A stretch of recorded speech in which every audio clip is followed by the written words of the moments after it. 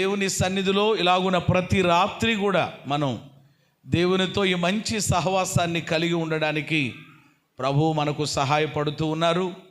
ప్రభు మనలందరినీ కూడా బలపరుస్తూ చక్కని ఆసక్తి కలిగి మీరందరూ దేవునిలో సాగుతూ ఉండగా మన ఆసక్తిని చూస్తున్నటువంటి దేవుడు మన ఆధ్యాత్మిక భౌతిక జీవితాల్లో ఘనమైన కార్యములు ప్రభు జరిగించునుగాక. ఈ వారములో మనము దైవ ప్రత్యక్షత అనే అంశములో నుండి కొందరి భక్తుల యొక్క జీవితాలను మనం ధ్యానం చేస్తూ ఉన్నాం. వారు ఏ విధముగా దేవుని యొక్క ప్రత్యక్షతను పొందారు, ఆ ప్రత్యక్షత వలన వారి జీవితంలో కలిగిన మార్పులేంటి, అలాగే ఆ ప్రత్యక్షతకి వారు ఏ విధంగా స్పందించారు అనే విషయాలు నేను మీకు వరుసగా వాక్యపు లేఖనాలలో నుండి జ్ఞాపకం చేస్తూ ఉన్నాను. ఇంతవరకు మనము ఎంతమందిని గురించి ఆలోచన చేశామనంటే, ఎంతమందిని గురించి? 5 గురించి మనము నేర్చుకున్నాం. మొట్టమొదటి వ్యక్తి ఎవరు అనంటే అబ్రహాం, రెండవది, మూడవది, నాలుగవది, గడిచిన రాత్రి మనము సొలొమోనుకు దేవుడిచ్చిన ప్రత్యక్షత. ఏమండి, ఆ వ్యక్తి జీవితంలో నుండి కూడా కొన్ని ఆత్మీయ పాఠాలు మనం నేర్చుకున్నాం. ఇంకా పాత నిబంధనలో చాలామంది భక్తులు ఉన్నారు. నేను ఇంకా అంటే సమయాన్ని బట్టి వాళ్ళందరి గురించి మాట్లాడవచ్చు, కానీ ఈ రాత్రి మరొక 2 గురించి నేను మీకు జ్ఞాపకం చేసి ఈ పాత నిబంధనలో దైవ ప్రత్యక్షత పొందినటువంటి ఆ భక్తులను గురించి మనం ముగించి మరలా నూతన నిబంధనలోనికి వెళ్ళే ప్రయత్నం చేద్దాం. ఇంకా చాలామంది ఉన్నారు దైవ ప్రత్యక్షత పొందినటువంటి వాళ్ళందరిని గురించి ఏమన్నా ఇంకా నేను మీకు జ్ఞాపకం చేయట్లేదు, కానీ మీరు ధ్యానం చేయడానికి వాటిని లేక ఆ భక్తుల్ని నేను మీకు విడిచిపెడుతూ ఉన్నాను. ప్రభువుకి మహిమ కలుగును గాక. ఎవరో ఎలాగున ప్రత్యక్షత పొందారో మీరు కూడా ధ్యానం చెయ్యండి. కేవలము మీరు వినువారు మాత్రంగానే అలాగే ఉండిపోయి లేక నేర్చుకునేవారిగానే అలా మిగిలిపోకుండా మనము కూడా ధ్యానము చేసి ఆ దైవ ధ్యానం, ఎందుకంటే పౌలు గారు చెప్పారు తన ఆత్మీయ కుమారుడితోటి, ఈ ప్రత్యక్షత నాకు మాత్రమే కాదు అనేటువంటిది. ఎవరికి మాత్రమే కాదు అంటే దేవుని ప్రత్యక్షత కొందరికే దేవుడు ఏం చేయడు, ఇది నాకు మాత్రమే మనకు మాత్రమే అనేది లేదు. ఇది ఆశించిన ప్రతి ఒక్కరికి కూడా అది మీరు కూడా ప్రభువా ఇంకా ఎవరు పరిశుద్ధ గ్రంథంలో నీ ప్రత్యక్షతను పొందారు, వారి జీవితాల నుంచి నేను ఏమి నేర్చుకోవాలని ఆ మనసు మీకుండి ప్రభు పాదాల దగ్గర ఏమండి మనం కూర్చుంటే ఆయన మంచి బోధకుడుగా అనేక విషయాలు మనందరికీ నేర్పిస్తారు. అట్టి దైవ ధ్యానము కలిగి అనేక విషయాలు దేవుని యొద్ద నుండి కూడా నేర్చుకునే వారిగా మనమందరం ముందుముగాక. ఈ రాత్రి 6వ వ్యక్తి యోబును గురించి నేను మీకు జ్ఞాపకం చేయాలని ఆశపడుతున్నాను. రండి వాక్యంలో చదువుకుందాం ఈ మంచి మాట. యోబు గ్రంథము 38వ అధ్యాయము 1వ వచనం. అప్పుడు యెహోవా సుడిగాలిలో నుండి ఇలాగున యోబునకు ప్రత్యుత్తరం ఇచ్చెను. ఇక్కడ ఒకసారి ఆగుదాం, తర్వాత మరలా నేను మీకు ఆ విషయాలు జ్ఞాపకం చేస్తాను. 6వదిగా యోబునకు దేవుడిచ్చినటువంటి ప్రత్యక్షత. ఇక్కడ ప్రియమైన దేవుని బిడ్డలారా, ఇక్కడ కూడా ఒక 2-3 విషయాలు నేను మీకు జ్ఞాపకం చేస్తాను. మొదటిది యోబుకు దేవుడిచ్చిన ప్రత్యక్షత, ఆ ప్రత్యక్షతలో అతడు ఏం పొందుకున్నాడు. మూడవది ఆ ప్రత్యక్షతలో అతని యొక్క స్పందన లేక దేవుని ఎడల అతని వైఖరి ఎలా ఉందో కూడా త్వరగా జ్ఞాపకం చేసి మరొక వ్యక్తి దగ్గరికి నేను వెళతాను. యోబునకు దేవుడు ప్రత్యక్షతనిస్తున్నాడు. యోబు గ్రంథం ఎంతమందికి తెలుసు? ఇక్కడ ఎవరైనా యోబులు ఉన్నారండి? ఏమంటే ఒక్కొక్కళ్ళు యోబు అని పేరు పెట్టుకుని జోబులు కొడతారట. ఏమంటే కొంతమంది బైబిల్లో ఉన్న భక్తుల పేర్లు పెట్టుకుంటారు, కానీ ఆ పేరుకు తగిన ఉండదు. అందుకని కొన్నిసార్లు భయం వేస్తూ ఉంటుంది ఎవరికైనా అలాంటి పేరు పెట్టడానికి అని. కొంచెం సాహసం చేయలేము కొన్నిసార్లు. ఈరోజు మన యొక్క పేరుకి ఏమండి సార్థకం అవ్వాలి తప్ప, నేను ఎప్పుడు ఒక మాట చెప్తా ఉంటాను, మన పేరుకు రిపేరు రాకూడదు. హల్లెలూయా. మన పేరుకి ఏమి రాకూడదండి. కొంతమంది పేర్లకి ఏమవుతూ ఉంటుంది అన్నమాట, రిపేర్ అంటే మీకే తెలియాలి అది. కాబట్టి యోబు చాలా అద్భుతమైనటువంటి చెప్పండి ఎవరన్నమాట, భక్తుడు. ముందే చెప్పాను నేను మీకు ఈ విషయాలు. ఏమండి ప్రియమైన దేవుని బిడ్డలారా, ఆ భక్తులకు దేవుడు ఇచ్చినటువంటి ప్రత్యక్షతలు కూడా చాలా అద్భుతంగా ఉన్నాయి. ఇక్కడ యోబుకు దేవుడు ఎలాంటి ప్రత్యక్షత ఇచ్చాడో చెప్పే ముందు యోబు గ్రంథాన్ని గురించి ఒక మాట చెప్పి నేను ముందుకు వెళతాను. యోబు గ్రంథం చదివారని అడిగాను కదా, చాలామంది చదివిన వాళ్ళు ఇక్కడ ఉన్నారు. చదువుతున్నాం క్రమంగా కూడా మనము పరిశుద్ధ గ్రంథాన్ని ప్రతి సంవత్సరం. యోబు గ్రంథం 40 ఎన్ని అధ్యాయాలు చెప్పండి, 2 అధ్యాయాలు కలిగిన ఒక అద్భుతమైన పుస్తకం. యోబు గ్రంథం ఎలా ఉంటుంది అని అంటే ఒక డ్రామాటిక్గా ఉంటుంది అనమాట అండి. అంటే ఒక నాటకీయంగా జరుగుతున్నట్లుగా కనిపిస్తుంది. మీరు చదివిన వాళ్ళకి బాగా అర్థమవుతుంది. ఇప్పుడు ఉదాహరణకి ఆ 2-3 అధ్యాయాల్లో యోబు యొక్క చరిత్ర, అతడు పడిన బాధ ఇవన్నీ ఉంటాయి. ఇక 4వ అధ్యాయం నుంచి ఇక సంభాషణ స్టార్ట్ అవుతుంది. ఏమండి యోబుకి ఎంతమంది స్నేహితులట? ఏమండి 3 స్నేహితులు. ఆ 3 ఒక్కొక్కళ్ళు ఒక్కో టైంలో ఏం చేస్తూ ఉంటారు, మాట్లాడుతూ ఉంటారు, సంభాషణ చేస్తూ ఉంటారు. ఎలీఫజు మాట్లాడిన తర్వాత మరలా యోబు గ్రంథం చదివితే కాస్త బుర్రలో ఏమైనా ఉంటే మీరు తిరిగి నాకు రిప్లై ఇవ్వండి. లేకపోతే మేము ఇప్పుడు చదవలేదండి, ఇప్పుడు ఫస్ట్ టైం వింటున్నామంటే నేను చెప్తాను, చక్కగా వినండి, ఇబ్బంది ఏమీ లేదు. అలా నేను మిమ్మల్ని ప్రశ్నించడం ద్వారా మీరు కూడా కాస్త ఆలోచించగలుగుతారనేటువంటిదే. దేవునికి స్తోత్రం కలిగినగా. అయితే నాకు తెలియక ఏమన్నా నేను మిమ్మల్ని ప్రశ్నలు అడిగి తీసుకోవాలనుకుంటున్నా. కాబట్టి మీరు కూడా కాస్త ఆలోచన చేసి ఈ మొద్దుబారిపోయిన మెదడుకి చెప్పండి ఏం పెడతామని, వాక్యపు పదును పెడతామని. స్తోత్రం చెప్పండి. మిగతా పదును బోళ్ళంతా కోసేస్తూ ఉంటుంది. మిగతా పదును గురించి మీతో అసలు ఎవరు కూడా ఏం చేయలేకలేరు. కానీ వాక్యపు పదును, వాక్యపు జ్ఞానం ఈ చివరి దినములలో దేవుని పిల్లలు చెప్పండి ఏమై ఉండాలి, కలిగి ఉండాలి. అందుకని మిమ్మల్ని ఆలోచింప చేయడానికి తప్ప మరొక దానికి కాదు.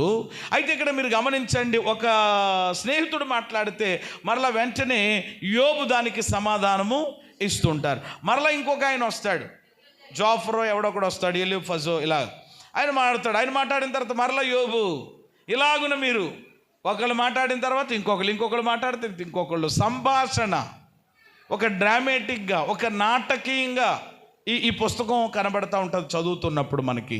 అయితే 37 అధ్యాయాల వరకు కూడా ఏమండి యోబు స్నేహితులు మాట్లాడడం, యోబు మాట్లాడడం కనబడుతుంది.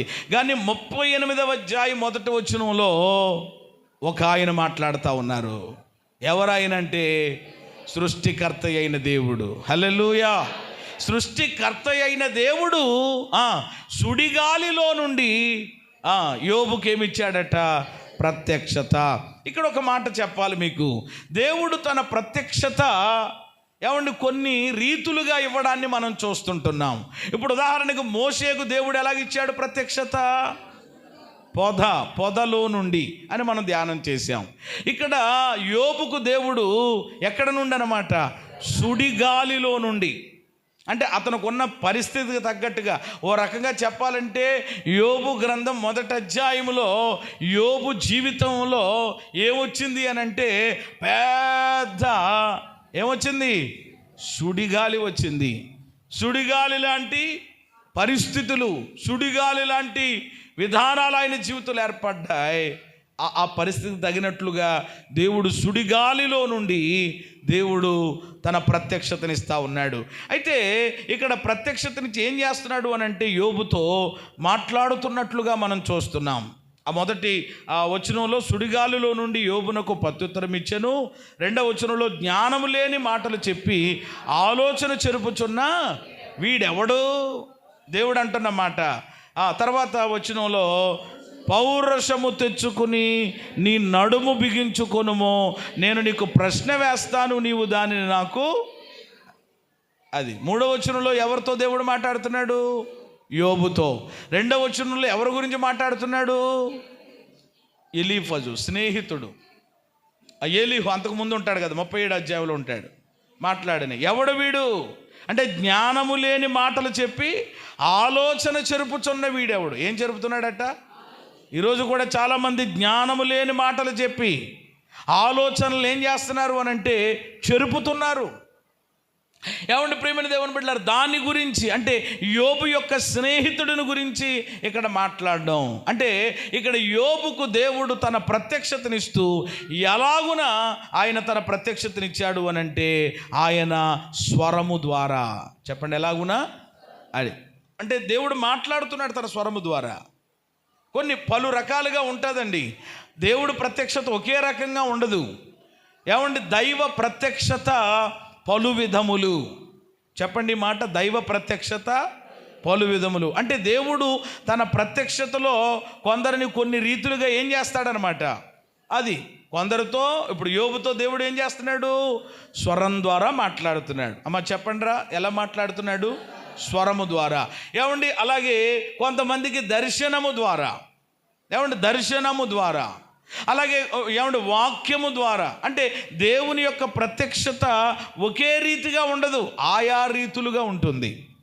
అంటే ఏ విధము చేతనైనా కానీ ఆయన మాత్రం మనల్ని ఏం చేస్తాడు? ప్రత్యక్షతనిస్తాడు. మనము నమ్మి ఆరాధించేటువంటి దేవుడు. ప్రారంభంలోనే చెప్పాను, ప్రత్యక్షతను ఇచ్చే దేవుడు. అయితే ఇక్కడ యోబుకు ప్రత్యక్షతనిచ్చి ఆ స్నేహితుడి గురించి మాట్లాడుతున్నాడు. ఎవడు వీడు? యోబును గూర్చి కొన్ని మాటలు వాళ్ళు మాట్లాడినట్లుగా యొక్క మిగిలినటువంటి అధ్యాయాల్లో మనం చూస్తాం. అయితే ఏమంటే యోబు మాటలు, యోబును గురించి కొన్ని మాటలు వాళ్ళు మాట్లాడారట. అది దేవునికి ఏమాత్రం కూడా ఇష్టంగా అనిపించలేదు. ఆ మాట మీరు క్లియర్గా చూడాలనంటే యోబు గ్రంథం ఒకసారి 42 దగ్గరికి రండి. 42:7. యోబు గ్రంథం 42:7. ఆ మాటలు పలికిన తరువాత తెమానీయుడైన ఎలీఫజుతో ఇలాగూ సెలవిచ్చెను, నా సేవకుడైన యోబు పలికినట్లు మీరు నన్ను గూర్చి యుక్తముగా పలకలే. ఇక్కడ మీరు గమనించవలసినటువంటి మాట, ఏమండి ప్రియమైన దేవుని బిడ్డలారా, వీళ్ళు యోబు విషయంలోనట నా సేవకుడైన యోబు అన్నాడు దేవుడు. ఏమండి, యోబు పలికినట్లు మీరు నన్ను గురించి ఎలా పలకలేదు అంటే దేవుని గురించి కానీ, అలాగే ఆ దేవుని సేవకుడైన ఆ భక్తుడైన యోబును గురించి కానీ వాళ్ళు ఎలా మాట్లాడలేదు? యుక్తంగా మాట్లాడలేదు. వాళ్ళు మాట్లాడినటువంటి మాటలు ఏమవ్వలేదన్నమాట, ఆ దేవునికి నచ్చలేదు. ఓ రకంగా చూడాలి అని అంటే తర్వాత నా కోపము నీ మీదను నీ ఇద్దరు స్నేహితుల మీదను మండుతున్నది అన్నాడు దేవుడు. ఎవరి మీద మండుతుందట? నా కోపము నీ స్నేహితుల మీద ఏమవుతుందనంటే మండుతుంది, నీ ఇద్దరు స్నేహితుల మీద. వాళ్ళు ఏం మాట్లాడతారంటే చూసారా, కొన్నిసార్లు దేవుడు మన మాటలను కూడా చెప్పండి ఏం చేస్తాడు? లెక్కలలోనికి తీసుకుంటాడు. అందుకని మనము ఎవరమైనప్పటికీ కూడా ఈ మాటలు నాతో కలుపుకుని మాట్లాడుతున్నాను, మనమందరము చాలా జాగ్రత్తగా మాట్లాడవలసినటువంటి వారమై ఉన్నాం. హల్లెలూయా. ఏమంటే ఈరోజు దేవునిని ఎరగని ప్రజలు ఉన్నారు కొందరు. వాళ్ళకి వాక్యము తెలియక, వాక్య జ్ఞానము తెలియక దేవునిని గురించి, దైవ సేవకుల గురించి వాళ్ళకి నోటుకు వచ్చినట్టు ఏం చేస్తున్నారు? మాట్లాడుతున్నారా లేదా? ఉన్నారు చాలామంది, సోషల్ మీడియాలో కూడా చూస్తాం. అయితే వాళ్ళు దేవుడు ఎవరో, దేవుని వాక్యము, దేవుని చిత్తం తెలియదు కనుక వాళ్ళు మాట్లాడారు. ప్రభువు వారిని క్షమించునుగాక. క్షమిస్తాడా లేదా? మరి నువ్వు ఈరోజు లోపల ఉన్న వాళ్ళు సైతం, ఏమండి ప్రియమైన దేవుని బిడ్డలారా, ప్రభువుని నమ్మిన వాళ్ళు సైతం, మందిరానికి వస్తున్న వాళ్ళు సైతం, ప్రభు బలలో చేతులు వేస్తున్నటువంటి వాళ్ళు సైతం ఈరోజు దేవుడి గురించి కానీ, దేవుని సేవకుని గురించి కానీ మాట్లాడేటప్పుడు చాలా ఏం చేయాలన్నమాట, అనుకుంటారా మాట్లాడేశాం కదా, నోరుంది కదా మాట్లాడేశామని అనుకుంటారు. కానీ ఒక విషయం చెప్పనివ్వండి, మలాకి గ్రంథంలో ఉంటుంది, యెహోవా యందు భయభక్తులు కలిగిన వారట ఒక్కరితో ఒకరు మాట్లాడుకుంటే దేవుడు చెవి యొగ్గి జాగ్రత్త. గోళ్ళకి ఏమున్నాయంట అది నాకు తెలియదు, కానీ దేవుడు మాత్రం ఏం చేస్తున్నాడు, అది నీ పక్కోళ్ళ గురించి నువ్వేం మాట్లాడుతున్నావు, తోటి సహోదరుడు గురించి ఏం మాట్లాడుతున్నావు, తోటి సహోదరి గురించి ఏం మాట్లాడుతున్నావు, దైవజనుడు గురించి ఏం మాట్లాడుతున్నావు, దైవ సేవకుడు గురించి ఏం మాట్లాడుతున్నావు, జాగ్రత్త, బీ కేర్ఫుల్. ఎందుకనంటే దేవుడు మన మాటలను చెప్పండి ఏం చేస్తున్నాడు, ఇక్కడ అంటున్నాడు కదా, మండుతుందట. ఎవరికి మంట రాదా మరి? ఏమండి, ఆయన సేవకుడినంటే, ఆయన బిడ్డనంటే చెప్పండి ఎవరికి? ఇప్పుడు మీ పిల్లోళ్ళని ఎవరొకరు తిట్టేస్తున్నారు, ఇంకా మామూలుగా కాదు, ఇక ఆ కరెంట్ పోల్ దగ్గర ఆ సెంటర్లోనే ఎక్కడో ఇంకా రకరకాల ఆడు పలానా వాడని మీ అబ్బాయి అదే ఉన్నాడు కదా అని మళ్ళీ నీ పేరు కూడా పెట్టి, మీ యజమాని పేరు పెట్టి ఫలానా వాడు కొడుకు అని ఇలా రకరకాలుగా మాట్లాడేస్తుంటుంటే నీకు కనపడింది. అలాగే వచ్చేస్తున్నావు ఎక్కడికో పనికి వెళ్ళి బ్యాగ్ కట్టుకుని కరెక్ట్గా వచ్చేసేటప్పటికి ఇంకా నిన్ను చూసుకోలేదా మనిషి మొదలెట్టి తిట్టేస్తుంది. వెంటనే నువ్వేం చేస్తావు అనమాట, బొట్టట్టుకుని స్తోత్రం స్తోత్రం నాయన, యేసు రక్తం చేయం, యేసు రక్తం చేయం నాయన అని అలాగే నెమ్మదిగా వచ్చేస్తారు. మీరు బొట్ట అక్కడెట్టి ఏంటి అసలనే ఏం తెలిసింది అసలు, ఏమైంది నీకు, ఇంకా మనిషికి ఏమొచ్చేస్తుంది, ఒక్కొక్కరికి ఊపు వచ్చేస్తూ ఉంటుంది అటండి ఆ టైంలో పూనకం. ఏమండి, ఎవరు ఏ ఆత్మ బలంగా ఆవరిస్తుందో తెలియదు కనుక పూనకం వచ్చేసి ఇంకా మామూలుగా కాదు. ఇక చూసారా, అంటే కారణం ఏంటి, మండింది నీకు ఎక్కడో, కారణం ఎవరి గురించి మాట్లాడారు కాబట్టి. మీరు ఎవరు మాట్లాడరు ఇప్పుడు నాకు తెలుసు. ప్రియమైన దేవుని, నీ కొడుకును గురించి మాట్లాడింది కాబట్టి, నీ కూతురు గురించి మాట్లాడింది కాబట్టి, ఒక తల్లిగా ఒక తండ్రిగా నీకేం కలిగింది, రైట్ ఆర్ రాంగ్గా తర్వాత, అది చేశాడా చేయలేదా తర్వాత, కానీ ముందు నీకేమొచ్చింది సరే. అలాగే మండుచున్నది, జాగ్రత్త. కాబట్టి ఈరోజు దేవుడు కొంతమంది దేవుడిని కూడా ఏం చేశాడండి దేవుడు, అందరూ బాగా కట్టేసుకుంటున్నారు, అందరూ బాగున్నారు, మమ్మల్నే కదా దేవుడు చిన్న చూపు చూశాడు, మమ్మల్నే కదా ఇలాగా చేశాడు, ఏమండి లేని బాధలన్నీ తీసుకొచ్చి కట్టకట్టి మూట కట్టి నన్ను ఎత్తి మీద పెట్టాడు అని దేవునిని అనేక పర్యాయములు ఏమండి దూషించినటువంటి పరిస్థితులు ఏమండి నీ నోటి ద్వారా లేదా, దైవ సేవకులను గురించి ప్రియమైన దేవుని బిడ్డలారా మాట్లాడినటువంటి పరిస్థితులు లేవా? కాబట్టి జాగ్రత్త. దేవుడు అంటున్నాడు వాళ్ళు యుక్తముగా ఏం చేయలేదు, మాట్లాడాలి. కాబట్టి ఇప్పుడు ఎవడాడు అసలు చూడండి ఎంత ఏమంటే దేవునికి పౌరుషమో, ఏమండి ఆ వచనం ఆ మాట మీరు చదివారా, జ్ఞానము లేని మాటలు చెప్పి ఆలోచన చెప్పుచున్న వీడు ఎవడీడు అసలు, ఆడి కథ ఏంటి, ఆడి పరిస్థితి ఏంటని మాట్లాడుతూ అప్పుడు 3వ వచనంలో యోబును దేవుడు బలపరుస్తూ, యోబును దేవుడు ధైర్యం తెచ్చుకుని నీ నొడాన్ని ఏం చేసుకో, బిగించుకో అని దేవుడు తన వాక్కు ద్వారా తన ప్రత్యక్షత ద్వారా యోబును దేవుడు ఏం చేస్తున్నాడు అని అంటే బలపరుస్తున్నాడు. చేతులెత్తి స్తోత్రం చెప్పండి. కొన్నిసార్లు కొన్ని మాటలు మనల్ని ఏం చేస్తాయి, నిజంగా యోబు స్నేహితులు అట్టండి ఇవి మామూలు వాళ్ళు కాదండి, వాళ్ళు 10 మారులు ఏం చేశారట, 1 2 సార్లు 3 సార్లు అంటే అనుకోవచ్చు, 10 సార్లు నిందించారట, 10 సార్లు నిందించారట. ఏదో చేస్తుంటావు, పైకి భక్తుల్లా పోజు కొట్టావు కానీ ఏదో అని నిందించారు, కించపరిచి కొన్నిసార్లు మాట్లాడారు. ఆ మాటలన్నీ ప్రభువుని ఇప్పుడు అంటున్నారు, అవేమి నువ్వు పట్టించుకోకు, పౌరుషం తెచ్చుకుని నీ నడుమును బిగించుకుని వెళ్ళమని సుడిగాలిలో నుండి దేవుడు స్వరము ద్వారా తన ప్రత్యక్షతనిచ్చి యోబును దేవుడు ఇక్కడ ఏం చేస్తున్నాడు అని అంటే బలపరుస్తున్నాడు. హల్లెలూయా. ఈ రాత్రి కూడా ప్రియమైన సహోదరి సహోదరుడా, నిన్ను గురించి ఎవరైనా రకరకాలుగా మాట్లాడుకుంటున్నారా, మాట్లాడుకోనివ్వండి, ఇబ్బంది ఏమీ లేదు. ఆ మాటలను అసలు మనం ఏం చేయకూడదు అన్నమాట, ఓ రకంగా చెప్పాలంటే పట్టించుకోకూడదు. మనమేంటో మన పరిస్థితి ఏంటో ఏమన్నా మనము నమ్మి ఆరాధన చేస్తున్నటువంటి దేవునికి తెలిసిన తర్వాత ఏమనుకుంటే మనకేంటి. కొన్నిసార్లు వస్తూ ఉంటాయి, కానీ ప్రతి ఒక్కరికి విశ్వాసులుగా మీకుండే పరిస్థితులు మీకుంటాయి, దైవ సేవకులుగా మాకుంటాయి. మాట్లాడతారు, మాట్లాడినప్పుడు ఇబ్బంది ఏమీ లేదు. దేవుడికి అప్పగించడమే ఒకటే, యెహోవా ఆయనే చూసుకుంటాడు. ఏ సమయంలో ఏ రకంగా ఆయన ఎవరికి ఏ రకంగా తీర్పు తీర్చాలో ఏం చెయ్యాలో ఆయన తెలుసు. ఏమంటే మనము దేవుని యొక్క ఆ పనిని చెప్పండి మన చేతుల్లోకి తీసుకోకూడదు, అది దేవుడికే అప్పగించేయాలి. ఇక్కడ మొదటిది యోబునకు దేవుడిచ్చిన ప్రత్యక్షత. ఈ ప్రత్యక్షత ద్వారా ఏం కలిగింది? రెండవ మాట చెప్తున్నాను. రెండవ మాట ఏమిటి అనంటే, ఈ ప్రత్యక్షత ద్వారా పోగొట్టుకున్నవన్నీ తిరిగి రెండంతలుగా పొందుకున్నాడు యోబు. హల్లెలూయా. ఈ ప్రత్యక్షత ద్వారా ఏం జరిగిందండి? పోగొట్టుకున్నవన్నీ, కోల్పోయినవన్నీ ఏమండి తిరిగి మరలా ఎలా పొందుకున్నాడు? మాట చెప్పాలి మీరు. ఒకంతగా కాదు, రెండంతలుగా అని. చదువుతారా మాటలు? ఒకసారి మీరు 42వ అధ్యాయము 10వ వచనంలో ఈ మాట ఉంటుంది. ప్రార్థన చేసినప్పుడు యెహోవా అతనికి క్షేమస్థితిని మరలా అతనికి దయచేశాను. మరి యోబునకు పూర్వము కలిగిన దానికంటే రెండంతలు అధికముగా యెహోవా అతనికి దయచేసి. అయితే ఇది ఎప్పుడు జరిగింది ఆలోచించాలి మనం జాగ్రత్తగా. ఇప్పుడు నేను చెప్పిన దానికి కరెక్ట్గా వాక్యం సరిపోతుంది కూడా. దైవ ప్రత్యక్షతలో పోగొట్టుకున్నవన్నీ తిరిగి పొందుకున్నాడు. ఏమంటే ఇక్కడ రెండంతలుగా దేవుడిచ్చాడని మనం చదివాం.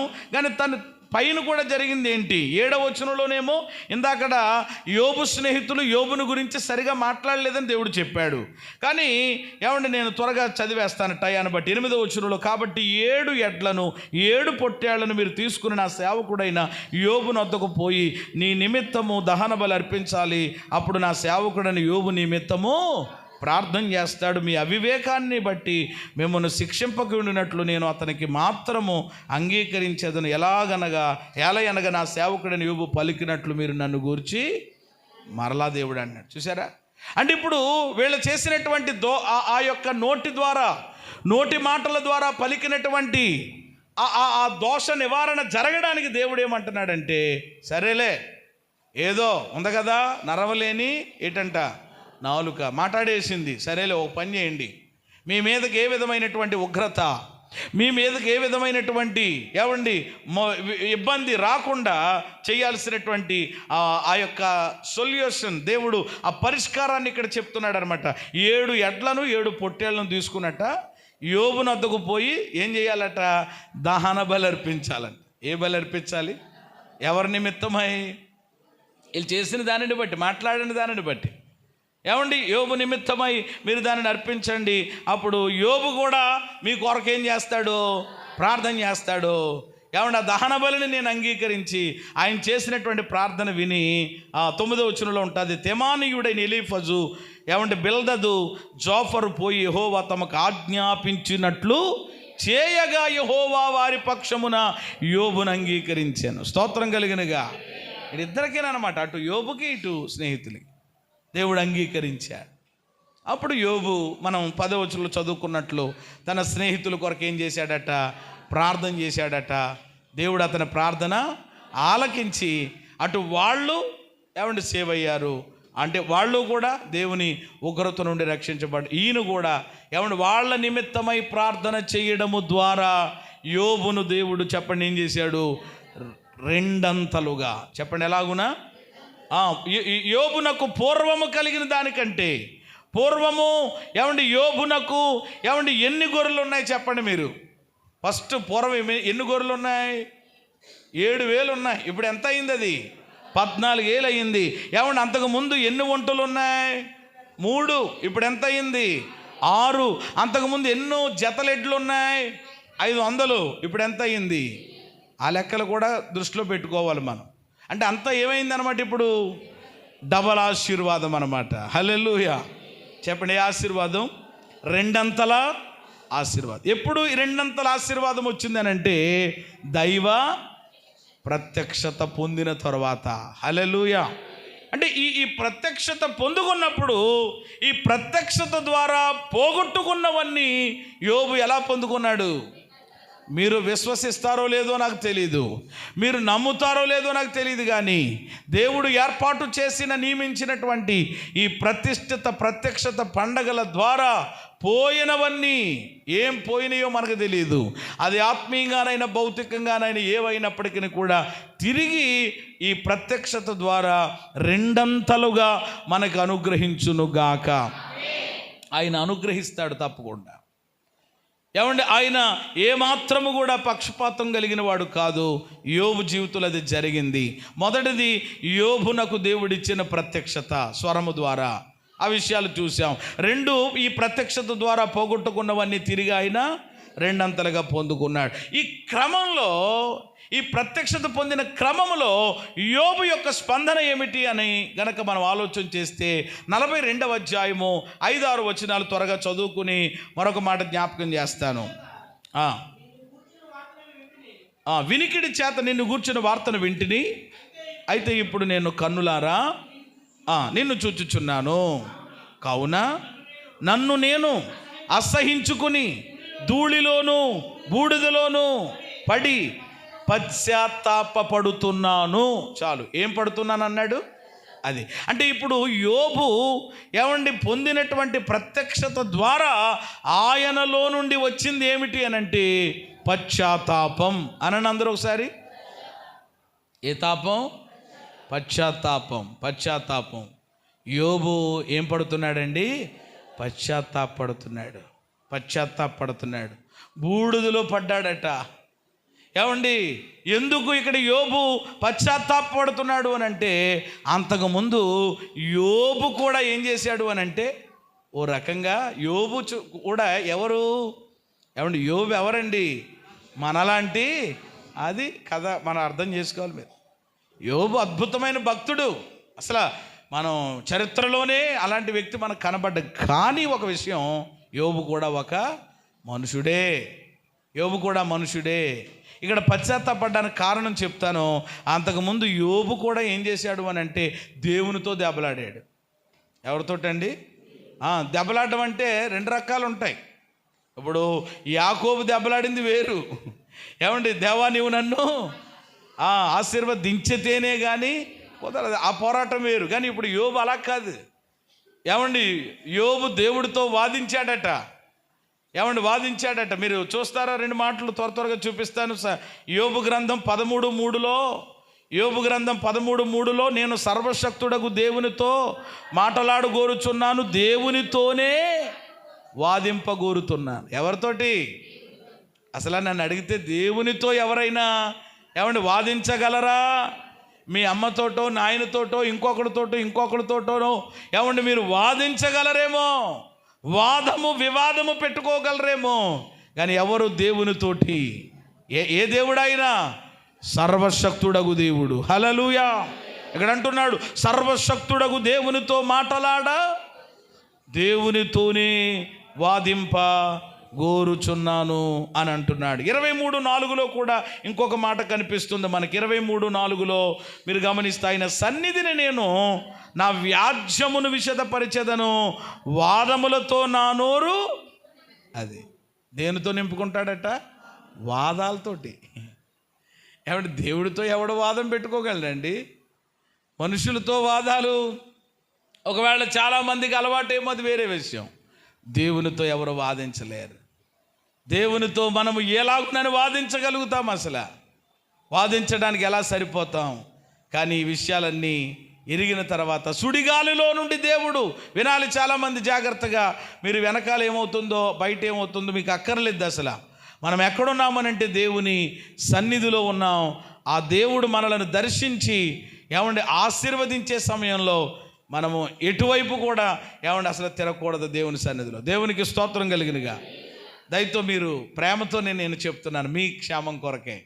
అంటే మీరు మిస్ అయిపోతారు పాయింట్ అని, అంతే తప్ప మరొకటి లేదు. ఇక్కడ గమనించవలసిన మాట, దేవునితో వాదిందాం అనుకున్నాడు, కానీ దేవుడు తన ప్రత్యక్షణ ఇచ్చిన తర్వాత యోబుకు అర్థమయ్యింది, నేను చేసినటువంటిది చాలా పొరపాటు. ఏమండి, నేను ఆ దేవుడితో ఏమాత్రం కూడా ఏం చేయలేను, వాదించలేను. 40వ వచనంలో కూడా 40వ అధ్యాయంలో కూడా ఆ మాటలు మీరు చదువుకోవచ్చు. మరియు యెహోవా యోబునకు ఇలాగ ప్రత్యుత్తరం ఇచ్చెను, ఆక్షేపణలు చేయి చూచువాడు సర్వశక్తుడుకు దేవునితో వాదింపవచ్చునా? దేవునితో వాదించువాడు ప్రత్యుత్తరం ఇయ్యవలెను. అప్పుడు యోబు యెహోవాకు ఇలాగున సమాధానం ఇచ్చాడు, చిత్తగించము. ఇది కూడా ఒక పాయింటే చెప్పాలంటే, చిత్తగించు దేవా, నేను నీచుడను, నేను ఏమని జవాబు ఇవ్వగలను? నా నోటి మీద నా చేతిని ఉంచుకున్నాను, ఒక్క మారు మాట్లాడి తిని నేను మరలా నోరెత్తను, 2 మార్లు మాట్లాడి ఇకను పలకను. దేవునికి స్తోత్రం కలిగినగా. చూసారు ప్రభువా, ఏదో తెలుసో తెలియకో వాగేశాను, మాట్లాడేశాను. నా నోటి మీద ఏముంచుకున్నాను? ఎంతమంది ఉంచుకుంటున్నారు చెయ్య? ఇదివరకు స్కూల్లో ఉండేదన్నమాట, అందరూ అని అనగానే నోటి మీద అందరూ ఏం చేసేవారు అన్నమాట, ఇలా. ఇప్పుడు అదేమీ లేదు. ఏమండి, నా నోటి మీద చేయి పెట్టుకుంటాను అంటే నేను ఇంకేం చేయను, వాదిద్దామనుకున్నాను, దిగను. ప్రభువా, మరలా ఇంకో మాట కూడా నేను మాట్లాడనయ్యా. బూడిదలో కూర్చుని యోబు ఏమవుతున్నాడు? పశ్చాత్తాపడ. దేవుడితో నేను వాదించడం ఏంటి అసలు? దేవుడిని నేను వాదించడానికి ఎలా సరిపోతాను అని ఆ ప్రత్యక్షతలో పశ్చాత్తాపడి తన అవిధేయతను, బలహీనతను ఒప్పుకొని 2 ఆశీర్వాదానికి ఆయన కారకుడయ్యాడు. దేవునికి స్తోత్రం కలిగినగా. దైవ ప్రత్యక్షతలో యోబు ఏం పొందుకున్నాడు? పశ్చాత్తాపం. అందరూ చెప్పండి మాట ఏంటమ్మా? ఇది చాలా అవసరం అండి దేవుని పిల్లలకి. ఖచ్చితంగా పశ్చాత్తాపం కంటే దేవుని దగ్గర మనకు దొరికే గొప్ప అద్భుతమైనటువంటి పవర్ఫుల్ మెడిసిన్ ఏదైనా ఉంది అని అంటే, దైవ సన్నిధిలో దేవుడు ఇష్టపడేది, కోరుకునేది దేన్ని అని అంటే పశ్చాత్తాపానికి మించిన మందు మరొకటి లేదు. స్తోత్రం కలిగినగా. ఎందుకంటే ఎవరమైనా మనుషులమే. కొన్నిసార్లు తెలుసో తెలియకో, కొన్నిసార్లు దుష్టుడు అపవాది మనలను బలహీనపరిచి దేవుని చిత్తములో నుండి, దేవుని ప్రణాళికలో నుండి మనలను ఏదో రకంగా త్రోసివేయాలని ఏదో రకంగా ప్రయత్నించవచ్చు. శోధనలు వస్తాయి, రావనేమి నేను చెప్పడం లేదు. యోబు కూడా అనేక రీతులుగా శోధించబడ్డాడు. ఆ క్రమములో దేవునితో వాదించాలనుకున్నాడు. కానీ దైవ ప్రత్యక్షతలో యోబు ఏం పడుతున్నాడనమాట. దావీదు గురించి మనకు తెలుసు. దావీదు కూడా ఏం చేశాడు? పాపము చేశాడు. పాపము చేసిన తరువాత 51వ కీర్తనలో ఏం పడ్డాడు? ఇది చాలా అవసరం అండి. ఈరోజు చాలామంది యవనస్తులు వినాలి జాగ్రత్తగా. కొంతమంది ప్రియమైన దేవుని బిడ్డలారా, మనుషులంగా ఉన్నాం, బలహీనులుగా ఉన్నాం. కొన్నిసార్లు పడడం అనేది మన జీవితంలో జరుగుతుంటుంది. కానీ ఎక్కడ పడ్డావు, ఏ విషయంలో పడ్డావు, అది తెలుసుకుని మరలా ప్రభు పాదాల దగ్గరకు వచ్చి, ప్రభువా, ఈ విషయంలో నేను నీకు ఆయాస్కరంగా నేను బ్రతికాను, ఈ విషయంలో నేను నీకు బాధ పెట్టేలాగా నేను ప్రవర్తించాను, దయచేసి నన్ను క్షమించు, కనికరించని ఆయన పాదాల దగ్గర పశ్చాత్తాపడితే తప్పకుండా ఆయన మనల్ని ఏం చేస్తాడు? కనికరిస్తాడు. కనికరించడమే కాదు, 2 ఆశీర్వదిస్తాడు. హల్లెలూయా. 2 అభిషేకం ఇస్తాడు. అద్భుతంగా ఆయన మనలను వాడుకుంటాడు. ఏమాత్రం సందేహము లేదు. యోబును గురించి 6వదిగా మనం చూస్తున్నాం. మొదటిది యోబుకు దేవుడిచ్చిన ప్రత్యక్షత ఎలాగునా? స్వరము ద్వారా. 2వది ప్రత్యక్షతలో పోగొట్టుకున్నవన్నీ తిరిగి పొందుకున్నాడు. 3వది ఆ ప్రత్యక్షతలో యోబు పశ్చాత్తాపడ్డాడు. ఒకవేళ ఈ రాత్రి ప్రియమైన దేవుని బిడ్డలారా, దేవుడు ఒక మంచి సమయం నీకు ఇస్తా ఉన్నాడు. ఓ మంచి అవకాశం ఇచ్చి ఇదిగో ఆయన సన్నిధికి తీసుకుని వచ్చాడు. ఏ విషయంలోనైనా దేవునికి ఆయాసకరంగా ఉంటే ఈ రాత్రైనా పశ్చాత్తాపడి దాన్ని ఒప్పుకొని దేవుని సన్నిధిలో విడిచిపెడితే యోబును ఆశీర్వదించి గొప్ప చేసిన దేవుడు మన జీవితంలో కూడా ఆ కార్యము ఆయన చేస్తాడు అని చెప్పడంలో ఏమాత్రం సందేహం లేదు. 7వ వ్యక్తిని కూడా చాలా త్వరగా పెద్ద వివరించకుండా జ్ఞాపకం చేసి ముగిస్తాను. 7వ వ్యక్తి ఎవరు అని అంటే గనక యెషయా గ్రంథము 6వ అధ్యాయము 1వ వచనం. యెషయా గ్రంథము 6:1. రాజైన ఉజ్జియా మృతి నొందిన సంవత్సరములో అత్యున్నత సింహాసనమునందు ప్రభువు ఆసీనుడుగా ఉండడం నేను చూచి తిని. చాలు. అక్కడేమో స్వరము విని తిని విన్నాడు, ఇక్కడ చూచి తిని అంటే ఇదేమిటనమాట? క్యాచ్ చేయాలి వెంటనే. చూచి తిని అంటే ఏంటి? దర్శనం. దర్శనం అదే ప్రత్యక్షతే. ఆ ప్రత్యక్షతలో ఒక అనుభవం. ఏమన్నా నేను చెప్పాను కదా, దేవుని ప్రత్యక్షత ఒకేలాగా ఉండదని. యోబుకేమో సుడిగాలిలో నుండి మాట్లాడాడు. ఇప్పుడు ఇక్కడ 7వ వ్యక్తి ఎవరు అనంటే యెషయాకు కలిగిన ప్రత్యక్షత. ఎవరికి కలిగిన ప్రత్యక్షత? యెషయాకట ఒక అద్భుతమైన పరలోకపు దర్శనం. రాజైన ఉజ్జియా మృతునంద నొందిన సంవత్సరంలో అత్యున్నత సింహాసనమునందు ప్రభు ఏమై ఉన్నాడట? ఆసీనుడిగా. అది చూచాడట. ఆ తర్వాత అతని చొక్కాయి అంచులు దేవాలయాన్ని నిండుకున్నాయట. ఆయనకు పైగా స్వరూపులు ఉన్నారట. ఒక్కొక్కరికి 6 రెక్కలు ఉన్నాయట. ప్రతివాడు 2 రెక్కలతో తన ముఖమును కప్పుకున్నాడట. ఏమండి, 2తో ఎగురుతున్నారట. వారు సైన్యములకు అధిపతి యెహోవా పరిశుద్ధుడు పరిశుద్ధుడు పరిశుద్ధుడు, సర్వలోకము ఆయన మహిమతో నిండి ఉన్నదని గొప్ప స్వరములతో గాన ప్రతిగానములు అలా వాళ్ళు చేస్తూ ఉంటుంటే వారి కంఠస్వరముల వలన గడపకముల పునాదులు కదులుతూ మందిరము ధూపము చేత నిండిపోయిందట. అద్భుతమైన దర్శనం. ఏమండి, యెషయాకు దేవుడిచ్చిన దైవ ప్రత్యక్షత. హల్లెలూయా. యెషయాకు కలిగినటువంటి ప్రత్యక్షత. ఇక్కడ కూడా నేను 3 మాటలు యెషయా పొందుకున్న ప్రత్యక్షత 1 నుండి 4 వచనాలు వివరించవలసిన పని లేదు, మీకు ఆల్రెడీ చదివేశాను. చదువుతున్నప్పుడే మనకు అర్థం కావాలి, అర్థమయ్యింది అని నేను అనుకుంటున్నాను. రెండవది, ఈ యొక్క ప్రత్యక్షతలో అతడు ఏమండి ఏం పొందుకున్నాడు దేవుని దగ్గర నుంచి? ప్రత్యక్షతను దేవుడు ఇచ్చాడు అని అంటే ఖచ్చితంగా ఆ వ్యక్తి జీవితంలో ఏదో ఒక కార్యమును జరిగించడానికే. ఇప్పటి వరకు చూసాం. ఇప్పుడు మరి ఇతర విషయంలో ఏం జరిగింది అని అంటే 6-7 వచనాలు చదవండి. అప్పుడు ఆ శరాపులలో ఒకడు చేత పట్టుకుని వచ్చి నోటికి తగిలిచ్చారట. అది అతని పెదవులకు తగిలిందట. మీరు గమనించాడు కనుక నీ పాపమునకు ప్రాయచిత్తము కలిగెను, నీ దోషము తొలగిపోయాను. గమనించండి ఇక్కడ. అంటే ఇప్పుడు యెషయాకు దేవుడిచ్చిన ప్రత్యక్షతలో జరిగినటువంటి కార్యాలు వివరిస్తున్నాను. మొదటిది ఏమండి? ప్రాయచిత్తం. మొదటిది ఏమిటి అని అంటే ప్రాయచిత్తం. 2 దోష నివారణ. దోష నివారణ.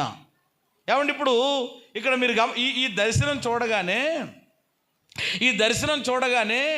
ఏమండి ఒకేసారి మీరు ఎప్పుడైనా గమనించారో లేదండి? వినండి, నా వైపు ఒకసారి చూస్తూ అలాగున. ఎప్పుడైనా సరే మీరు దేవుని యొక్క దర్శనం, దేవుని యొక్క తాకిడి, అది స్వరము ద్వారా కానీ, స్వప్నము ద్వారా కానీ, లేక వాక్యము ద్వారా కానీ, ఒక చల్లని మాట ద్వారా కానీ మీకు కలిగినప్పుడు ఖచ్చితంగా మన యొక్క శరీరములలో లేక మన ప్రాణాత్మ శరీరములలో ఒక తెలియని ఒక వైబ్రేషన్ అనేటువంటిది ప్రారంభమవుతుంది. ఖచ్చితంగా ప్రతి ఒక్కరు కలుగుద్ది అన్నమాట. ఎప్పుడైతే ఒకేసారి ఆ అద్భుతమైన పరలోకపు దర్శనమును యెషయా చూశాడో వెంటనే కెవ్వుమని చెప్పండి ఏమేశాడు అని అంటే, కెవ్వుమన్నానంటే మీకు అర్థం కావాలి. మరి మామూలుగా వేసే కేకలకి మామూలుగా వేసే తేడా ఉంటుంది కదా. ఒక కెవ్వుమని పెద్ద శబ్దముతో కేక వేశాడు. ఏంటా కేక అంటే అయ్యో అన్నాడు. ఏమన్నాడు? అయ్యో అనే మాట ఎప్పుడు మనం ఉపయోగిస్తాం అసలు? మామూలుగా అంటే ఇక్కడ ఇతడు ఉపయోగించడానికి ఇక్కడ ఉపయోగించడానికి ఏంటి అని అంటే ఒకేసారిగా ఆ పరలోకపు యొక్క దర్శనాన్ని ఆ దేవదూతల పరిస్థితులు చూడగానే అయ్యో అని ఎందుకు అన్నాడు అని అంటే దేవుని యొక్క గొప్పతనం ఏంటో ఆ ప్రత్యక్షతలో అర్థమైంది. అతను తక్కువతనం ఏంటో అతనికి అర్థమైంది. దేవునికి స్తోత్రం కలిగిన. దైవ ప్రత్యక్షత పొందితే దేవుడు ఏంటో తెలుస్తుంది. తర్వాత చెప్పాలి మీరు, మనం ఏంటో తెలుస్తుంది కథ. అప్పటిదాకా మనం అందరం కూడా చాలా మామూలుగా కాదేక నేనేంటి, నేను మాట్లాడటం ఏంటి, నన్ను అంటవేంటి అసలు అని ఎన్నైనా అనుకుంటాం, ఎలాగైనా ఫీల్ అయిపోతాం మనం.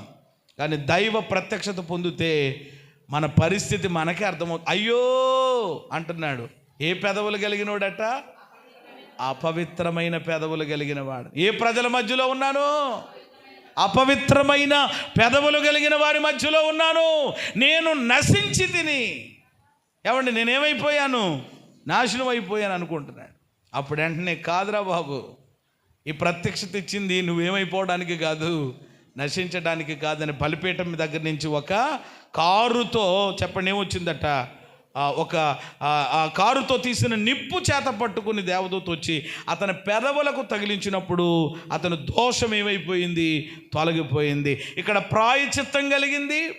ఏమండి, దోష నివారణ. అతని యొక్క పెదవులు ఎందుకో పరిశుద్ధాత్ముడు ఈ రాత్రి మనతో పెదవుల గురించి, ఏమండి, నేను నా వ్యక్తిగత ధ్యానంలో ఉన్న మాటలు కొన్ని అయితే, ఇక్కడ నిలబడిన తర్వాత పరిశుద్ధాత్మ దేవుడు పలికిస్తున్నటువంటి మాటలు వేరు. ప్రభువుకి మహిమ కలుగును గాక. ఇందాకడే నేను చెప్పిన మాటలు కానీ ఇప్పుడు కానీ ఏమండి ప్రియమైన దేవుని బిడ్డలారా, నేను నా సొంతంగానైతే నేను ఆలోచన చేసినవి అయితే కాదు, మాట్లాడినవైతే కాదు. ఎందుకంటే ఇది అవసరం. ఎందుకనంటే నోరు, పెదవులు చాలా. ఎందుకనంటే జీవ మరణములు దేని వశమట? అది చాలా. ప్రియమైన దేవుని బిడ్డలారా, జాగ్రత్తగా ఉండవలసిన వారు ఎవరైనప్పటికీ నాతోనే కలుపుకుని భయంతోనే ఈ మాటలు నేను మీకు జ్ఞాపకం చేస్తున్నాను. ఆ నిప్పు వచ్చినప్పుడటండి అతని పెదవులకు తగిలినటువంటి ఆ పెదవులకు ఉన్నటువంటి అపవిత్రత అంతా ఏమైపోయింది? తొలగిపోయింది. దోష నివారణ. ఒకటి ప్రాయశ్చిత్తం, రెండు దోష నివారణ. మూడవ మాట ఏమిటి అని అంటే, ప్రత్యక్షతలో అతడు పొందుకున్నటువంటి గొప్ప అద్భుతమైన విషయం ఏంటంటే, అతడు గొప్ప ప్రవక్తగా మార్చబడ్డాడు. హల్లెలూయా. అసలు యెషయా ప్రవక్త అంటేనే ఎవరు చెప్పండి? ప్రవక్తలందరిలో పెద్ద ప్రవక్త. అసలు ప్రవక్తల గ్రంథాలు ఎక్కడి నుంచి ప్రారంభించబడ్డాయి? యెషయాతోటే. ఏమండి, యెషయా గ్రంథం ఏమండి అద్భుతమైన పుస్తకం. ఎన్ని అధ్యాయాలు? బైబిల్ అంతా ఎన్ని పుస్తకాలు? బైబిలు 66 పుస్తకాలు అయితే యెషయా గ్రంథం చాలా అద్భుతమైన బుక్ అన్నమాట ఇది. ఏమండి, యెషయా గ్రంథము. ఏమండి, అయితే ఒక మాట చెప్పనివ్వండి. ప్రత్యక్షత పొందక మునుపు ఆయన మాటలు వేరేగా కనబడతాయి. మీరు యెషయా గ్రంథం మొదటి 5 అధ్యాయాలు ఎప్పుడైనా చదవండి. ఏమండి, ప్రత్యక్షత పొందక మునుపు 5 అధ్యాయాల్లో ఆయన మాట్లాడే విధానం ఒకలా ఉంటుంది. కానీ ప్రత్యక్షత ఎక్కడ ఎన్ని అధ్యాయంలో పొందాడు? 6 అధ్యాయం దాటిన తర్వాత 7 నుండి చివరి దాకా చూడండి. ఏమండి, ఆ మాటలు ఎలాగుంటాయి? మరింత ప్రత్యేకంగా ఉంటాయి. దేవునికి స్తోత్రం కలిగినగా గ్రహించుదురుగాక దేవుని పిల్లలు. అంతకు ముందు వేరే తన మాటలు. కానీ ఈ ప్రత్యక్షత పొందిన తర్వాత అతని యొక్క శైలి, అతని యొక్క సంభాషణ, అతని యొక్క సందేశాలు, పరిస్థితులన్నీ చెప్పండి ఏమైపోయినాయి? అద్భుతమైన ప్రవక్తగా దేవుడు ఏమండి యెషయాను వాడుకున్నాడు. హల్లెలూయా. ముగిస్తున్నాను నేను. మూడవ మాట ఏమిటంటే, మరి ప్రత్యక్షత అతడు పొందినప్పుడు ఎలాగున ప్రతిస్పందించాడు, ఎలాగున ఏమండి ఈ యొక్క మరి స్పందన ఏంటి దైవ ప్రత్యక్షత పొందుకున్నప్పుడు అని అంటే, ఒక 2 మాటలు ఇక్కడ జ్ఞాపకం చేస్తాను. 5వ వచనం ఏమండి ఒకసారి చూద్దాం. నేను అయ్యో అపవిత్రమైన పెదవులు గలవాడును, అపవిత్రమైన పెదవులు గల జనుల మధ్య నివసించు. నేను నశించి తిని, రాజును సైన్యములకు అధిపతిగా నేను కన్నులారా చూచి తిని అనుకుంటుంది. ఈ 5వ వచనం మనకి ఏమి నేర్పిస్తుందంటే, ఎప్పుడైతే ఈ ప్రత్యక్షత పొందాడో, దర్శనం చూశాడో, ఇప్పుడు తనలోనికి ఏమొచ్చింది అని అంటే, ఏమండి ఒప్పింప చేయబడేటువంటి లక్షణం అతనిలో చూస్తున్నాం. మాట్లాడకండి పిల్లలు. ఒప్పించబడుట. మొదటి అనుభవం ఏంటంటే ఒప్పించబడుట. అంటే ఇప్పుడు అతడు ఏమవుతున్నాడనమాట? ఒప్పుకుంటున్నాడు. ఇందాడే చెప్పాను, అతని యొక్క స్థితి అతనికి అర్థమైనప్పుడు, అయ్యో నేను అపవిత్రమైనటువంటి పెదవులు కలిగి ఉన్నానని అతని యొక్క స్థితి అర్థమైనప్పుడు దేవుని దగ్గర ఏం చేస్తున్నాడు? నశించి తిని, చూచి తిని అని అంటున్నాడంటే ఏం చేస్తున్నాడు అనమాట? ఒప్పుకుంటున్నాడు. దైవ ప్రత్యక్షతలో ఒప్పుకోలు. దేవుడు దర్శించాడు అనుకోండి ఒక వ్యక్తిని, ఆ వ్యక్తి ఖచ్చితంగా ఏం చేస్తాడు? కొంతమంది బతుకుల్లో ఇలాగంటున్నానని కాదు, కానీ ఎంతకాలమైనా ఎన్ని సంవత్సరాలైనా కానీ ఒప్పుకోలు జీవితం ఉండడం లేదు చాలామంది జీవితాల్లోనంటే. ఒకవేళ దేవుని ప్రత్యక్షత వాళ్ళు పొందుకోలేకపోతున్నారేమో. బైబిల్ చెప్తుంది, అతిక్రమములను దాచిపెట్టేవాడెవడు? వాటిని ఒప్పుకొని, అది ఒప్పుకోవాలా. కప్పుకుంటున్నారు ఈరోజు చాలామంది, కవర్ చేసుకుంటున్నారు ఈరోజు చాలామంది. ఎప్పుడు చూసినా మా అమ్మల్నే, ఇంకెవరో లేరేటి, మా పిల్లలేనా, ఇంకా వాళ్ళ పిల్లలు అలర చేయట్లేదేటి, వీళ్ళ పిల్లలు రావట్లేదేటి, పాస్టర్ గారు ఎప్పుడు చూసినా మేమే కనపడతామండి ఆయనకి కంటకి ఎదురుగుండాని, ఇంకెవరు ఏంటది? ప్రియమైన దేవుని బిడ్డలారా, ఆలోచించేయండి. చూసారా? ఏమంటే ఈరోజు అలాగున కాకుండా సరేలే ఏదో అయ్యింది. ఇప్పుడు ఏమైంది? దేవుని యొక్క సన్నిధిలో ఏమండి అయ్యా ఆ యొక్క ఒప్పుకోలు యొక్క మనసు మనం కలిగి ఉంటే, సరేలే ఒకవేళ నేను ఏదైనా పొరపాటు చేశానా దేవుని విషయంలో కానీ, ఏమంటే సంఘ విషయంలో కానీ, దైవ సేవకుల విషయంలో కానీ ఏదైనా ఇదిగా ఉంటే చాలాసార్లు, అందుకనే ఆ భయం నాకు ఉంటుంది కాబట్టి కొన్నిసార్లు ఏమంటే నేను ఆ విషయంలో ఏమాత్రం సిగ్గుపడను. నేను కొన్ని పర్యాలు చెప్తూ ఉంటాను, అమ్మ మిమ్మల్ని కేవలం క్రమపరచడానికి, కాస్త బలపరిచి దేవుళ్ళలో ముందుకు వెళ్ళడానికి మిమ్మల్ని కానీ మీ పిల్లల్ని కానీ కొన్నిసార్లు హెచ్చరించడం కానీ గద్దించడం కానీ, అంతకు మించి ఏం చెయ్యం. ఒకవేళ ఆ మాటలు ఏమన్నా మీకు గాయమై ఉంటే గనక దయతో మమ్మల్ని క్షమించండి అని దండం పెట్టి క్షమాపణ చెప్పినటువంటి రోజులు కూడా ఉన్నాయి మా జీవితాలు. ఎందుకు అనంటే ప్రియమైన దేవుని బిడ్డలారా, అది చాలా అవసరం. మనం ఒప్పుకోవాలి. దేవుని దగ్గర ఒప్పుకోవలసిన వాటిని దేవుని దగ్గర, మనుషుల దగ్గర ఒప్పుకోవలసిన వాటిని మనుషుల దగ్గర. ఒప్పుకొని విడిచిపెడితే పొందేది ఏంటనమాట? కనికరం. కప్పుకొని కవర్ చేసుకో, నేనేం కాదు తెలుసు నాకు అని అంటే అలాగే ఉండు. నీ కథ అలాగే ఉంటుంది, నీ పరిస్థితులు అలాగే ఉంటాయి. బైబిల్లో దేవుని ప్రత్యక్షత పొంది ఒప్పుకున్న వాళ్ళందరూ కూడా ఏం చేయబడ్డారు? అది దావీదే కానీ, అది ప్రియమైన దేవుని బిడ్డలారా పేతురే కానీ, అది ఇప్పుడు యెషయాను చూస్తారు. ఇలా చాలామంది అనమాట. ఒప్పుకోలేని వాళ్ళు బతుకులు చూడండి ఎప్పుడు అలాగే ఉంటాయన్నమాట. అప్పుడు అంటే ఎందుకు ఒప్పుకోవడానికి అని అంటే మధ్యలోనంట ఒక్కొక్కరికి ఏం అడ్డం వస్తూ ఉంటుంది చెప్పండి? ఇగో అంట. ఇగో వచ్చి మేమేమి అసలు ఇద్దాం, అయినా రానివి అవసరమైతే ఒకసారి 2-3 సార్లు వస్తాడు. ఎవరికోసం రాడు, ఎవరికోసం వస్తాడు? ఇలాగ ప్రియమైన దేవుని బిడ్డలారా, ఈరోజు ఇలాంటి వైనం కూడా కొంతమందిలో. అయ్యో సరేలేమైంది, నేనే ఒక మెట్టు ఏమండి తగ్గుతానని మనం తగ్గించుకుని దీనత్వం కలిగి ఉంటే ఏమండి దేవుడు అద్భుతమైన రీతిలో మనల్ని, మన కుటుంబాల్ని దీవించి అనేకులకు ఆశీర్వాదకరంగా ప్రభు ఆడుకుంటాడు. హల్లెలూయా. యెషయా ఏం చేయబడ్డాడండి? ఒప్పుకున్నాడు. అయ్యా నిజమే నాయన, నా పెదవులు సరిగ్గా కాదు నాయన, కొన్నిసార్లు ఏం మాట్లాడాలో తెలియట్లేదు నాయన, కనికరించని ప్రభు దగ్గర. పగిలిన హృదయం కావాలి ఈరోజు దేవుని పిల్లలకి. అది ఉండట్లేదు చాలామందిలో. అందుకని దేవుని కార్యాలు చూడలేకపోతున్నారు. జాగ్రత్త. ఒకటి ఒప్పించబడ్డాడు. రెండవది ఆ తర్వాత వచ్చినలో ఎప్పుడైతే జరిగిందో మనము వాక్యంలో చూస్తాము, ఎవరిని పంపుదును, నేను నా పని మీద ఎవరు వెళతారని చెప్పి దేవుడు మాట్లాడతారు. అక్కడ దేవుని మాటలు కూడా ఉన్నాయి. ఆ వచనం మీకు కనబడ్డదా? ఎవరిని పంపేదను నా నిమిత్తము ఎవరి పోవుదురని దేవుడు సెలవియ్యగా విన్నాను. అంతట నేను చిత్తగించుము, నేనున్నాను, నన్ను పంపము. స్తోత్రం చెప్పండి అందరూ. ఇక్కడే ఉన్నారు కదా మీరు, ముగిస్తున్నాను, ఇబ్బంది ఏమి లేదు. 2 వ్యక్తుల గురించి కాబట్టి నేనున్నాను, నన్ను పంపు అంటే దేవుడు అంటున్నాడు, నేను నా పని కొరకు ఎవరిని పంపాలి, నా నిమిత్తం ఎవరు వెళతారు అని ఆయన మనసులో ఉన్న బాధ చెప్తుంటుంటే అక్కడ చాలామంది ఎవరు మాట్లాడకుండా సైలెంట్గా ఉన్నారేమో. కానీ యెషయా మాత్రం ఏం చేశాడు? లేచి నిలబడి నేనున్నాను, నన్ను పంపించండి అంటున్నాడు. స్తోత్రం కలిగినగా. ఈ కడవరి చివరి దినములలో అట్టివారు ఈ యేసుక్రీస్తు మహిమ మందిరములో నుండి లేచుదురుగాక. నేనున్నాను, తర్వాత పంపించాడు, పూర్తి చేయండి, నన్ను పంపండి, నేనున్నాను, నన్ను దేవా వాడుకో, నేనున్నాను, నేను చేస్తాను దేవుని పని. వాళ్ళు రాకపోతే ఏంటండి అయ్యారు, మీరు ఉన్నాను కదా అనేవాళ్ళు కావాలి ఈరోజు.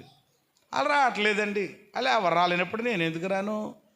చూడండి, అంటే దేవుని పని ఆగిపోదు. ఇలాంటి వాళ్ళు కావాలి. యెషయా ఎప్పుడైతే ప్రత్యక్షత పొందాడో ఆ ప్రత్యక్షతలో ఒప్పించబడి, అయ్యా నేనున్నాను, నేను వెళతాను, నన్ను పంపించు, నన్ను వాడుకోనంటే దేవుడు అద్భుతంగా ఆయన ఏం చేశాడు చెప్పండి? వాడుకో. ఈరోజు అలాంటి సిద్ధపాటు నీకుందా? దేనికైనా కానీ ఈరోజు కొంతమంది పరిచర్య విషయంలో కానీ, ప్రార్థించే విషయంలో కానీ, ప్రకటించే విషయంలో కానీ, దేవుడి కార్యాలు చేసే విషయంలో వెనక్కి ఉంటున్నారన్నమాట. వాళ్ళు ఇస్తారులే, వాళ్ళు చేస్తారులే. ఏమంటే వాళ్ళు అంటే ఒక విషయం చెప్పనా, వాళ్ళు ఇస్తారులే, వాళ్ళు చేస్తారులే, వాళ్ళు వెళ్తారులే అని అంటే ఇప్పుడు ఎవరు ప్రతిఫలం పొందుతారు? చేసుకున్న వాళ్ళకి ఏంటంట. మరి నీ సంగతి ఏంటి? మరి నీ జీవితం ఏంటి? నీవు దేవుని చేతిలో వాడబడవా? ఇక ఎంతకాలమైనా ఏమంటే పొద్దున లేచాను, ఏమంటే పనికి వెళ్ళాను, ఏమంటే రాత్రి దాకా చెప్పండి ఏం చేశాను, సంపాదించాను, వండుకున్నాను, తిన్నాను, మళ్ళా లేచాను, మళ్ళా ఇదేనా జీవితం? అమెరికాలో ఎవరు ఆయన పేరేంటి చెప్పండి, ఎంత అద్భుతమైనటువంటి మారుమోగు 31 సంవత్సరాలట ఆయన. ఎన్ని సంవత్సరాలండి? 31 సంవత్సరాల జీవితంలో ఆయన బ్రతుకుని ఏం చేసుకున్నాడు? అమెరికా అంతా ఆయనకి ఏం చేసింది చెప్పండి? బతికితే అలా బతకాల. దేవునికి స్తోత్రం కలిగినగా. ఒకడు సర్వలోకాన్ని ఏం చేశాడట? ప్రాణాన్ని పోగొట్టుకున్నాడు. ఏంటి ప్రయోజనం? బ్రతికిన కొద్ది కాలమైనా కానీ ఏమన్నా మన కొరకు, మన స్వార్థం కొరకు మాత్రమే కాకుండా ప్రభు కొరకు ఏం చెయ్యాలి? ఆ యవనస్తుడు అనేక మందిని దేవుని వైపుకి నడిపించారు. ఆయన పాస్టర్ గారు ఏమీ కాదండి. ఈరోజు కొంతమంది ఏమనుకుంటారంటే, ఏమండి నేను సేవకుడిని కాదు కదా. ఇప్పుడు దేవుని పని చేయడానికి ఏమండి సేవకుడు అవ్వాల్సినటువంటి పని లేదు. ఆయన సేవకుడు కాదు, ఆయన పాస్టర్ కాదు. కానీ దేవుని ప్రేమను అనేకులకు ఏం చేయగలిగాడు? ఆ ట్రంప్ ప్రియమైన దేవుని బిడ్డలారా, అమెరికా ప్రెసిడెంటే ఏమండి ఆయన ప్రియమైన దేవుని, ఆయన ఆ కార్యక్రమానికి రావడం అంటే, ఆయన వైస్ ప్రెసిడెంట్ ప్రియమైన దేవుని బిడ్డలారా సమాధి పెట్టి మోయడం అంటే అంత అద్భుతం అండి. నిజంగా అమెరికా ఈరోజు ఇదైపోయింది. ఏమండి నేనున్నాను, నన్ను పంపు అనేవాళ్ళు ఈ కడవరి దినాల్లో ఉండాలి. దేవుని కొరకు వాడబడాలి. ఇందాక ప్రార్థనలో అదే చెప్పాను నేను మీకు. ఎంతవరకు అర్థమైందో లేదో తెలీదు. ఏమంటే 365 రోజులు బతికినంత కాలం దేవుణ్ణి వాడుకోవడం కాదు చెప్పండి, ఆయన కొరకు వాడబడాలి. స్తోత్రం. ఎంతకాలం దేవుణ్ణి వాడుకుంటావు? చాలు. ఇప్పటికే చాలా ఏమండి దేవుడు చేశాడు, చేస్తాడు కూడా. ఏమంటే బతుకంతా ఇక దేవుణ్ణే వాడేసుకోవటం పెట్టిక. ఆయన కొరకు కూడా, ప్రభువా నీ కొరకు నేను ఏం చేయాలి నాయన, ఏం చేయగలను? నాకు ఉన్నదే, నా బలమైన, సమయమైన, ధనమైన నీ కొరకు హెచ్చించి నీ పనిలో నేను వాడబడతాను, నేనున్నాను, నన్ను వాడుకో అనేవాళ్ళు ఈ దినాల్లో కావాలి. నేను వెనకాల ఉంటాను, నాకేమీ లేదు అని అంటే, పరలోకంలో నీ స్థితి కూడా ఎక్కడ ఉంటుంది అని అంటే అంతే. పరలోకం వెళ్ళిన తర్వాత అక్కడ వింతలు చూస్తామంట. పరలోకం వెళ్ళిన తర్వాత ఆశ్చర్యాలు కనబడతాయట. అక్కడ కనబడుతుంది అసలైనటువంటి పరిస్థితి. దేవునికి స్తోత్రం కలిగినగా. కాబట్టి ఈరోజు నువ్వు దేవుని యొక్క సన్నిధిలో వాడబడే బిడ్డగా ఏమన్నా మనం ఉంటున్నామా? యెషయాకు దేవుడు ఏమిచ్చాడు? చివరిదిగా అంటే పాత నిబంధన భక్తులు ముగిస్తున్నాను. ఏమన్నా యెషయాకు దేవుడు ప్రత్యక్షతనిచ్చాడు. ఆ ప్రత్యక్షతలో చెప్పండి ఆయన ఏం చేయబడ్డాడు అని అంటే, ఆ దోష నివారణ పొందుకున్నాడు, ప్రాయశ్చిత్తం పొందుకున్నాడు, గొప్ప ప్రవక్తగా చరిత్రలో నిలిచిపోయాడు. ఏమండి ఆ ప్రత్యక్షత అనుభవించినటువంటి అతడు దేవుని సన్నిధిలో తన యొక్క స్థితిని ఒప్పుకున్నాడు. ఒప్పుకొని ప్రభువా నేను ఉన్నాను, నన్ను పంపు, నన్ను వాడుకొని సిద్ధపడ్డాడు. కాబట్టి ఈరోజు ఏమంటే మనం కూడా ఈ ప్రత్యక్షత కూడికల్లో ఆ దైవ ప్రత్యక్షత పొంది ఇట్టి అనుభవాలు మన అనుభవాలుగా మార్చుకుందాం. అట్టి కృప దేవుడు మనందరికీ దయచేయునుగాక.